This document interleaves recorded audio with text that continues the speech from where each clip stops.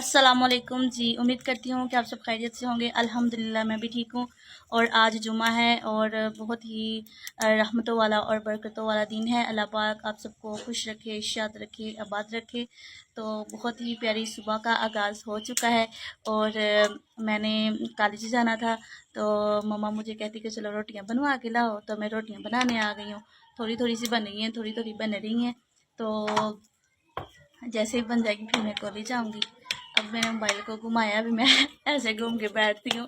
हमारा सारा खलारा आपको नज़र आ रहा होगा यार। अब छत है, इधर रोटियाँ बनाते ना तो फिर ऐसे ही नज़र आएगा। सही है, देखो रोटी सोनी बन रही है ना गाइस। अभी मैं ज़रा रोटी सेक लूँ।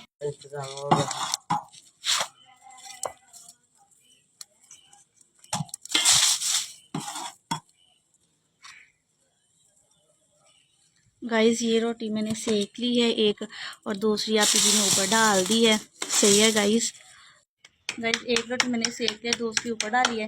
अभी हम आए ही हैं, ठीक है, थोड़ा टाइम हुआ है तो मुझे साथ साथ आग भी यार ये जलानी है।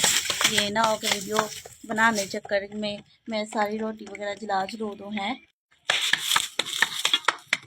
गाइस देखो हम औरतों के इतने बड़े काम हैं। आप सब आराम से खाना खाते हो और भाई काम पे निकल जाते हो, हमें इतना काम करना पड़ता है। तो अल्लाह मेरी आंखों में धुआं चले गया है, अल्लाह जी।